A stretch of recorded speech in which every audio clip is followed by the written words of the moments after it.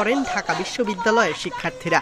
সোমবার দুপুরের মধ্যে স্বরাষ্ট্র উপদেষ্টার পদত্যাগের দাবি তোলেন তারা। আমরা চাই ওনার পদত্যাগ হোক, এটা আমাদের ছাত্র সমাজের দাবি, এবং আমাদের দাবি হচ্ছে একটা সুন্দর দেশ গঠিত হবে। সেনাবাহিনীর তাদেরকে ম্যাজিস্ট্রেটি পাওয়ার দেওয়া সত্ত্বেও তারা কেন আইন শৃঙ্খলা পরিস্থিতি নিয়ন্ত্রণ করতে পারে নাই? স্বরাষ্ট্র উপদেষ্টা কিভাবে নিশ্চিন্ত থাকবো, নিরাপত্তায় থাকবো, কিন্তু আমরা কি দেখি আজকে পথের মধ্যে আমাদের বোনেরা ধর্ষিত হচ্ছে, নৌকার মধ্যে আমাদের বোনেরা ধর্ষিত হচ্ছে। আজকের আমাদের বিশ্ববিদ্যালয়ের শিক্ষার্থীরা ক্যাম্পাসে বিভিন্ন জায়গায় ছিনতাইকারীদের কবলে পড়ছে। মোহাম্মদপুরের মতো জায়গায় সেখানে গোলাগুলি হচ্ছে। দেশের মানুষ, শহরের মানুষ এখন সর্বোপরি একটি আতঙ্কিত অবস্থায়। সারা দেশের কোনোখানে কোনো মেয়ে নির্যাতিত হচ্ছে কিনা, গণধর্ষিত হচ্ছে কিনা আমরা জানি না।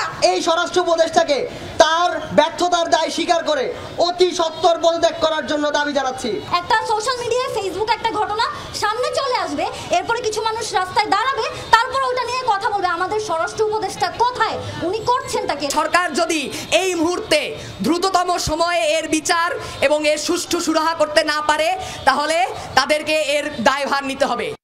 তার ছেলে মেয়ে এখন রাস্তায় বসে যাবে।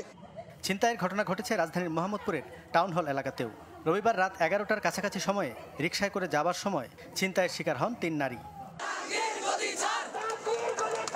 এমন দৃশ্য যখন ঘুরছে, অনেকেই নিশ্চিত হতে পারছিলেন না এটি সত্যি ঘটনা নাকি কোনো ওয়েব সিরিজের দৃশ্য।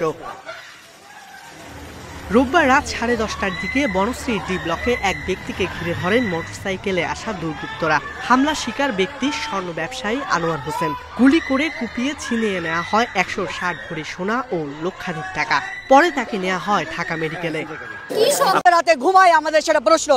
পরে নিজ বাসভবনে গভীর রাতে জরুরি সংবাদ সম্মেলন ডাকেন স্বরাষ্ট্র উপদেষ্টা। জানান, আজ থেকেই আইন শৃঙ্খলা পরিস্থিতির উল্লেখযোগ্য উন্নতি দেখবে জনসাধারণ। আওয়ামী যারা এই কাজগুলি করতেছে তাদের আমি ঘুম হারাম করে দিব, এবং তারা কোথাও কোনো স্থান পাবে না। বাহিনীর সবাইকে আমি এই ইনস্ট্রাকশন দিয়েছি, এবং তারা এটা ভালোভাবে কার্যকর করবে, এবং তারা যদি ভালোভাবে কার্যকর করতে না পারে তবে তাদের বিরুদ্ধে আমি একটা অ্যাকশন নিব। স্বরাষ্ট্র উপদেষ্টা বলেন, যে দাবি তোলা হয়েছে তা যদি তিনি পূরণ করতে পারেন তাহলে পদত্যাগের প্রশ্ন উঠবে না। তারা আমার যেই কারণে পদত্যাগ